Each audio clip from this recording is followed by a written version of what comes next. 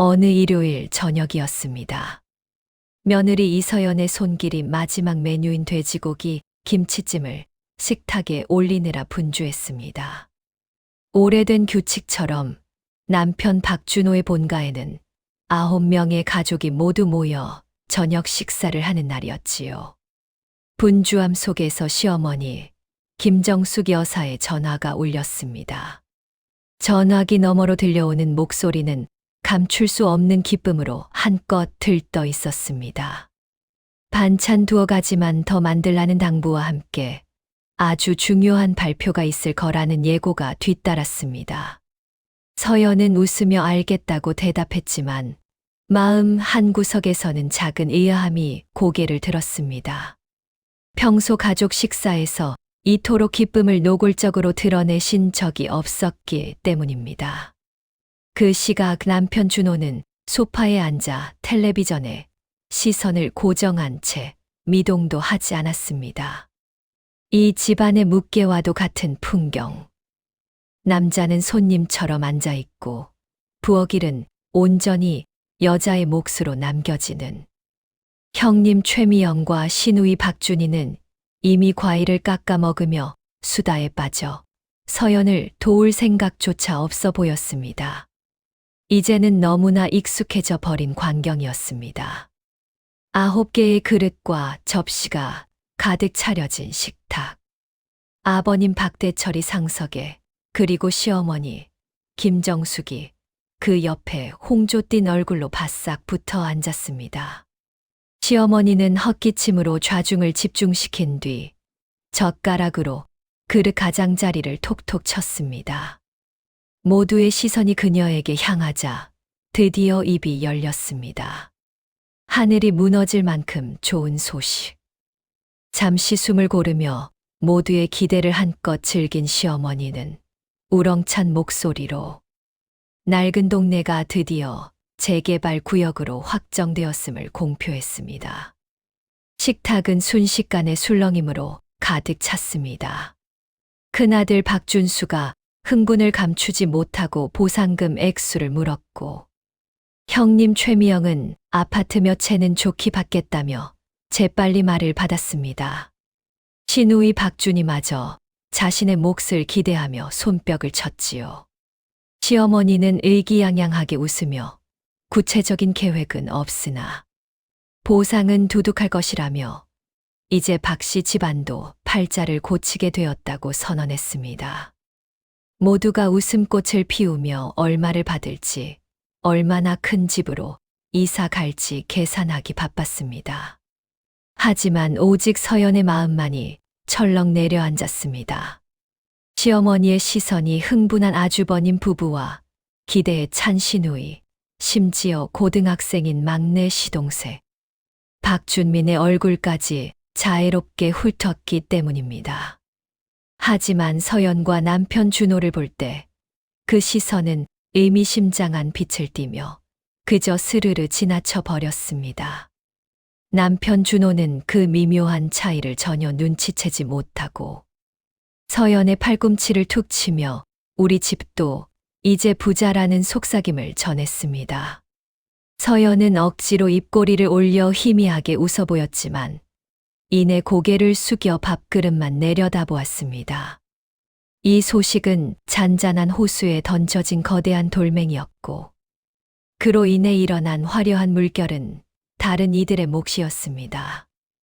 서연의 눈에는 물밑에서 휘몰아치는 것엔 소용돌이만이 보였습니다. 시어머니의 그 정겨운 우리 집이라는 말 속에 어째서인지 서연과 준호는 포함되지 않은 듯한 불길한 예감이 맑은 물에 떨어진 먹물처럼 서서히 번져나갔습니다. 재개발 소식은 박씨 집안 구석구석으로 퍼져나갔습니다. 며칠 동안 본가는 축하 전화를 받느라 불이 날 지경이었지요. 시어머니 김정숙의 목소리는 이미 재벌가 사모님이라도 된 듯 의기양양함으로 가득했습니다. 그리고 주말 저녁 가족들은 다시 본가에 모였습니다. 이번에는 평범한 저녁 식사가 아닌 진지한 가족 회의의 형식이었습니다. 시어머니는 늘 앉던 자개장 옆 발락의자에 앉아 헛기침을 한 뒤 입을 열었습니다. 본가 재개발은 박씨 가문의 경사이니 성대하게 축하해야 한다는 것이었지요. 그녀의 결정은 놀라웠습니다. 시내에 새로 생긴 5성급 호텔, 그랜드 임페리얼의 가장 화려한 곳으로 500석을 예약하자는 것이었습니다. 모든 친척과 친구들을 불러 박씨 집안의 위상을 만천하에 보여주겠다는 포부였지요. 형님 최미영이 돈이 얼마냐며 경악했지만 시누이 박준이는 소문나면 다들 부러워 죽을 거라며 신이 나서 손뼉을 쳤습니다. 아버님 박대철은 말없이 담배만 태우실 뿐이었고 남편 준호만이 서연을 툭 치며 너무 사치스러운 것 아니냐고 소심하게 속삭였습니다. 서연은 속으로 계산을 해보았습니다. 500석, 5성급 호텔. 보상금이 나오지도 않았는데 이토록 큰 돈을 먼저 쓰는 것은 분명 불안한 일이었습니다. 하지만 시어머니의 생각은 달랐습니다. 돈 걱정은 할 것 없고 평생에 한 번 있는 경사이니 화려하게 치르는 것이 당연하다는 논리였습니다. 이것이 바로 사전 홍보이며 박씨 집안의 부상을 알리는 신호탄이라는 것이었지요. 시어머니는 방안을 둘러보다가 마지막으로 서연에게 시선을 고정했습니다. 이유 없는 심장의 덜컥거림.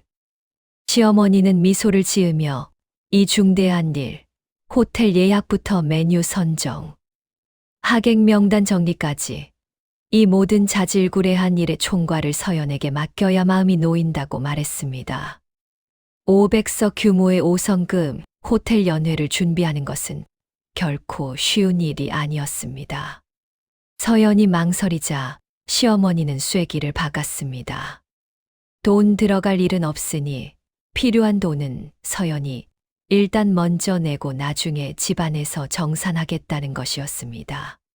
절대 손에 가게 하지는 않을 것이라는 가벼운 말은 부드러운 밧줄처럼 소리 없이 서연을 올감했습니다. 남편 준호가 서연도 회사 일로 바쁘다며 작게 항변했지만 시어머니는 즉시 말을 잘랐습니다.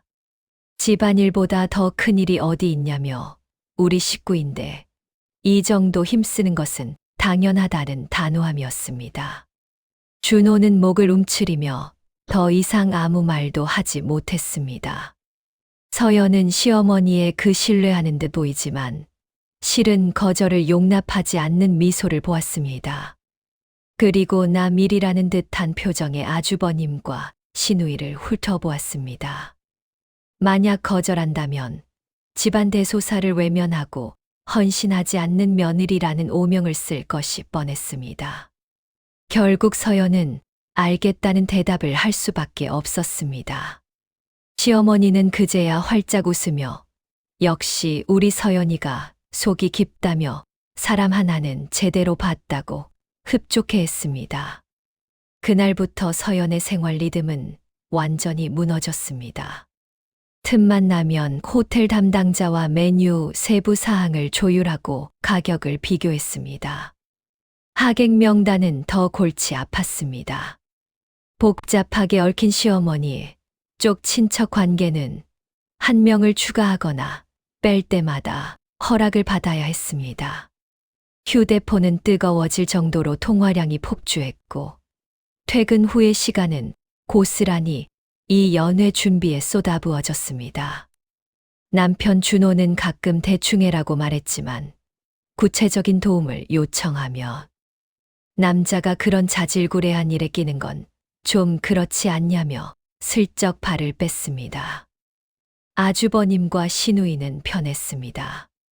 술은 좋은 걸로 해라, 답례품은 고급스러운 걸로 해라 같은 지시만 할 뿐이었지요. 정신없이 바쁜 서연과 달리 그들은 입만 움직였습니다. 지친 몸을 이끌고 호텔과 협의를 마치고 돌아올 때마다 시리댁 식구들은 새로 받을 아파트를 어떻게 꾸밀지, 무슨 차를 살지 열띤 토론을 벌이고 있었습니다. 그럴 때마다 서연은 자신이 이방인이 된 듯한 기분을 느껴야 했습니다. 그들의 화려한 축제를 위해 무대를 만들어주는 무급 일꾼. 무대는 거의 완성되어 가고 있었지만 서연의 마음속 불안감은 연애 날짜가 다가올수록 점점 더 커져만 갔습니다. 드디어 연회 당일. 그랜드 임페리얼 호텔 입구는 박씨 가문을 위해 돌아가는 듯 했습니다. 시어머니 김정숙은 짙은 보라색 한복을 차려입고 번쩍이는 금목걸이를 건 채 아버님 박대철과 함께 입구에 섰습니다. 그 얼굴에 걸린 미소는 크리스탈 샹들리에보다 더 눈부셨습니다. 쏟아지는 축하 인사 속에서 시어머니의 위신은 하늘을 찔렀습니다. 샴페인색 식탁보가 깔린 50개의 원형 테이블, 정교한 꽃장식, 도시의 야경이 펼쳐진 통유리창. 모든 것이 완벽해 보였습니다.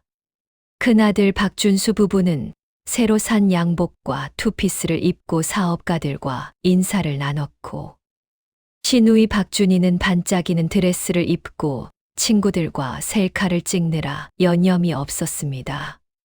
그리고 이서연.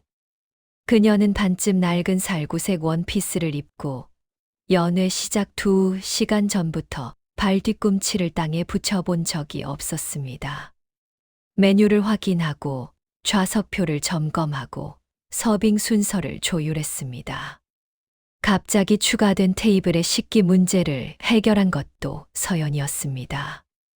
이마에는 땀이 맺혔고 화장도 번졌지만 남편 준호는 번듯하게 차려입고 아버지 뒤에서 바보같이 웃거나 시어머니의 지시에 따라 친척을 맞이할 뿐이었습니다. 서연이 물 한 잔만 달라고 손짓했지만 그는 못 본 척 고개를 돌려 다시 사람들 속으로 파고들었습니다. 그때 시어머니의 높은 목소리가 서연을 불렀습니다. 주빈석 와인잔 가장자리에 물자국이 있다며 빨리 직원을 불러 바꾸라는 지시였습니다. 서연이 바로 처리하겠다고 돌아서자 등 뒤로 친척에게 자랑하는 시어머니의 목소리가 들려왔습니다. 우리 둘째 며느리가 저렇게 꼼꼼해서 뭐든 알아서 척척 처리해 주니 망정이라는 칭찬. 하지만 그 말은 칭찬처럼 들리지 않았습니다.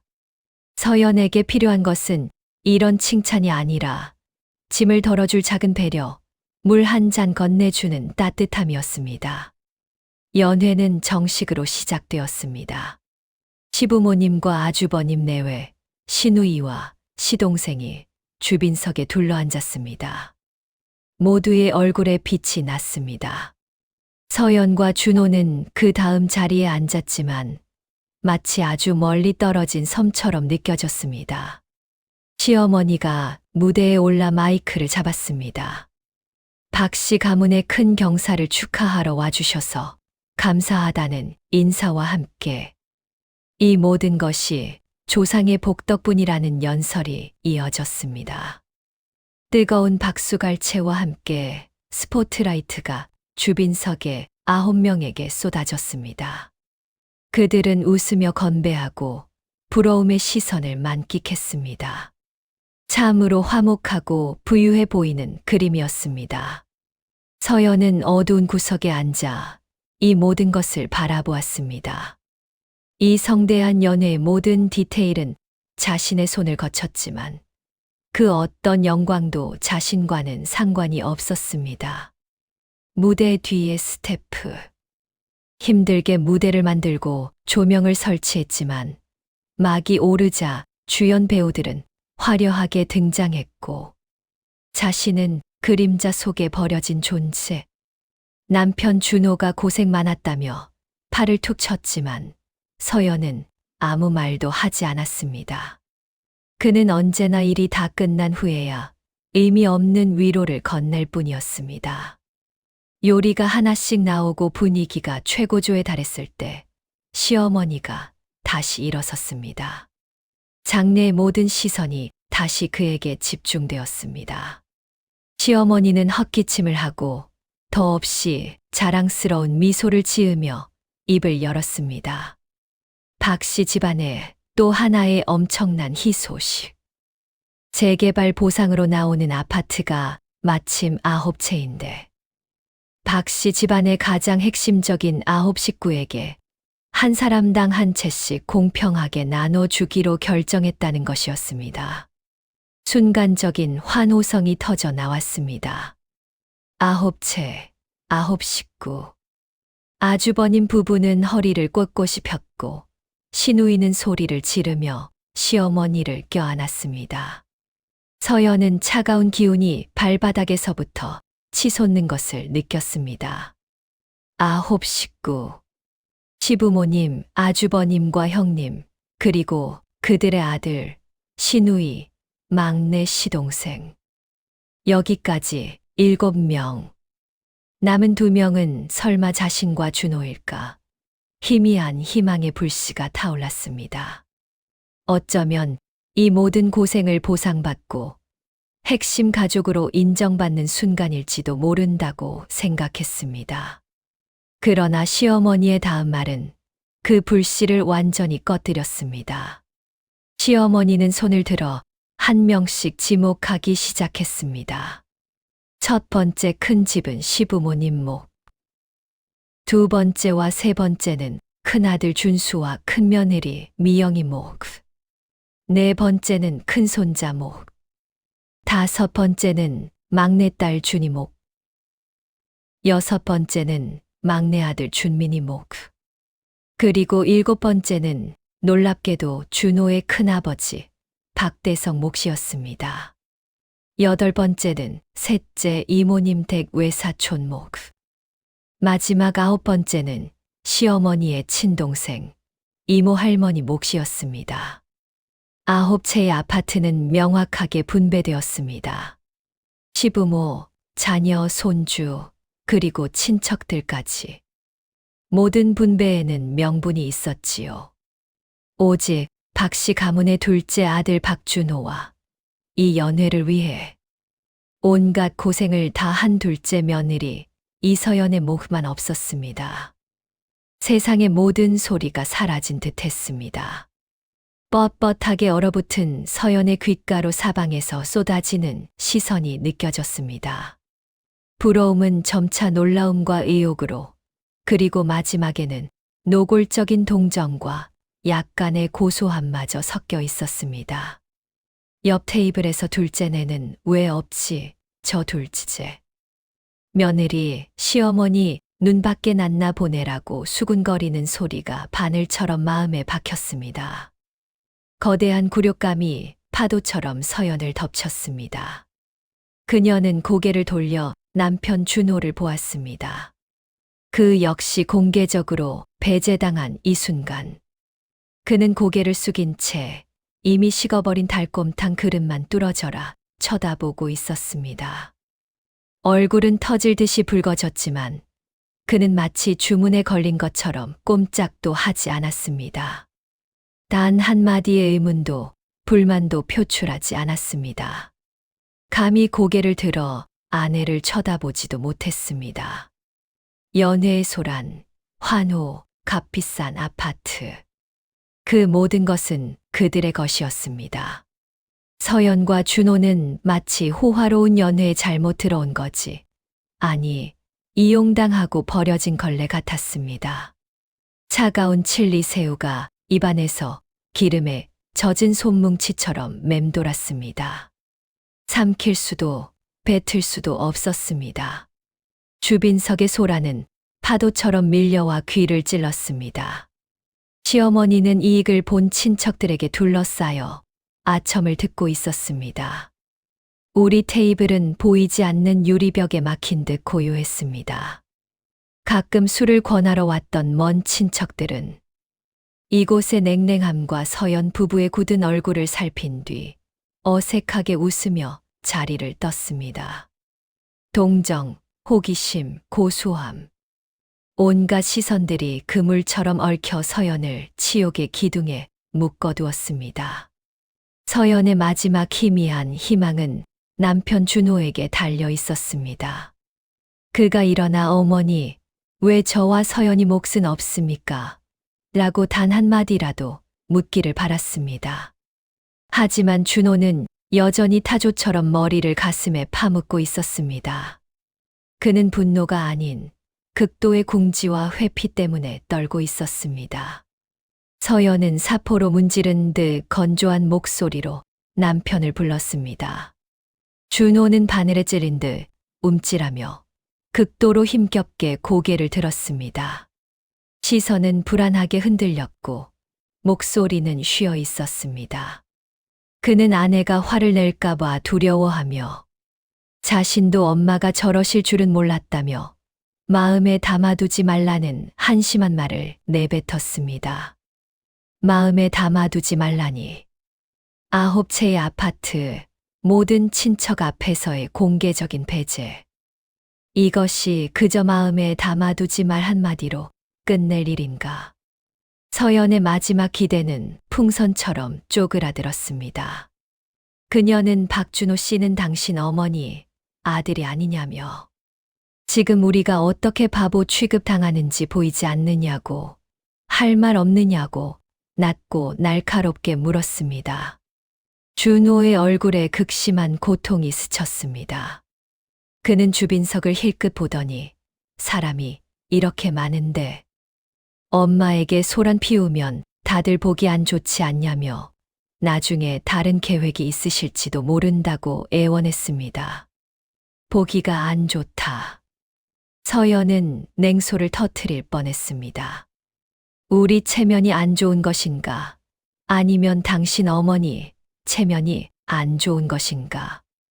연애 때부터 결혼까지 5년간 이서연이 부족하게 한 것이 있었는지, 오늘 이 연회는 누가 준비했는지, 그런데 이제 와서 우리가 외부인이 된 것이냐고 따져 물었습니다.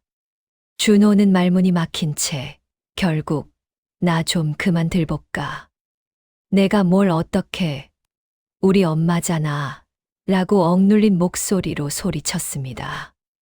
그 무력한 분노, 그 외침은 서연의 마음속 모든 기대를 무너뜨리는 마지막 지푸라기였습니다. 5년간 동고동락한 남편이 이토록 낯설고 비겁하게 느껴진 적은 없었습니다. 서연은 갑자기 평온해졌습니다. 거센 분노와 굴욕이 가라앉고 뼈에 사무치는 추위만이 남았습니다. 연회는 막바지에 이르렀고 하객들이 하나둘 자리를 떴습니다. 시어머니는 만면에 웃음을 띠고 다가와 다른 자식들은 약속이 있으니 서연과 준호에게 남아서 정리를 도와달라고, 호텔, 잔금 처리 같은 마무리도 하라고 너무나 당연하게 지시했습니다. 준호는 시어머니의 반박을 허용하지 않는 시선 아래 비겁하게 네, 알겠습니다라고 대답하고 말았습니다. 시어머니는 만족스럽게 고개를 끄덕이고는 자식들과 친척들에게 둘러싸여 웃고 떠들며 연회장을 떠났습니다. 텅 빈 연회장. 어지러운 식탁과 몇몇 직원들만 남았습니다.